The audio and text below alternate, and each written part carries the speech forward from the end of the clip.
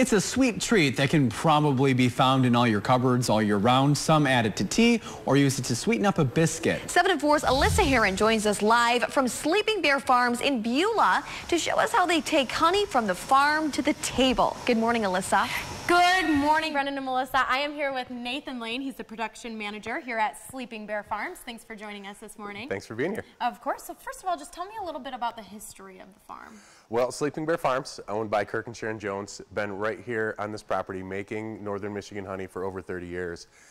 We have 6,000 beehives and make, on a good season, about 600 barrels of honey from northern Michigan right here. Okay, and we're kind of behind the scenes right now, so I want you to describe this big machine that we're seeing right now and kind of the production process. It all starts right there at the front where the hives, when they're brought in on the flatbed trucks, unloaded right here.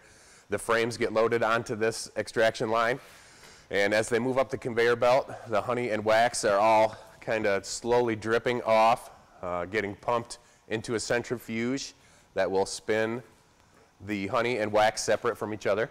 Okay, and let's take a walk into the other room, because after that all happens and after it drips through the machine, then what are we about to see? Once it's separated, the honey is actually stored in 55-gallon drums.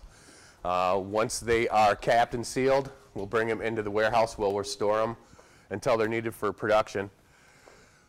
And you were saying that after the season is over, this entire room will be filled. Yeah, absolutely. We have quite a demand for bottling the honey for our own use. We do sell some of the drums just as they are in drums, but most of it gets bottled and gets our label put on it 1 jar at a time. Okay, and from this process, you were saying how it's actually all crystallized and all the wax is hardened and stuff. So, but when we come into this room, kind of describe what we're about to see. Absolutely. The honey doesn't take long between being stored in the barrels and extraction to get crystallized. If we were to take the lid off these barrels, you'd see it's actually very solid. You wouldn't even be able to dig a spoon into it. It's the heating process that takes place right here in this box that turns that honey to liquid. Okay. We heat it to about 130 degrees. And then you were also saying that bees keep their hives around this temperature, is that correct? They do. The bees will regulate the temperature of the hive throughout the year. They'll cool it if it gets too warm, and they'll keep it warm if it gets too cool. They'll sort of create a little friction in the hive and keep that temperature around 90 degrees. So when we do raw honey, we only warm this room up to about 90 degrees, and it gets that honey to about the same temperature as the bees keep it in the hive. All right, well, let's take a walk into the other room, because after the honey is all warmed, then it gets ready to go from farm to table. So this is where it all happens. So I kind of want you to describe what we're seeing here. Well, you saw the liquid honey in the tank over there. When we pump that over here, it needs to be down to about 90 degrees, 93 degrees to bottle it. So we'll pump it through that strainer, which removes everything about the size of a grain of sand and larger. And then we're just left with that nice golden northern Michigan star thistle honey that Butch puts in the jars, 1 jar at a time for us. Okay, and you kind of describe where are the bees right now. They actually just got back from a little vacation, right?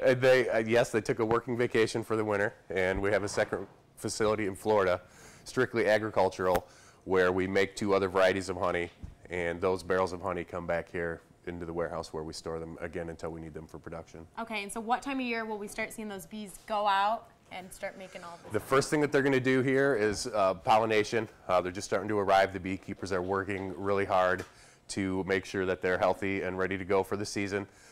They need to be flying and strong to pollinate for our orchard friends. The cherries will be first, followed by apples.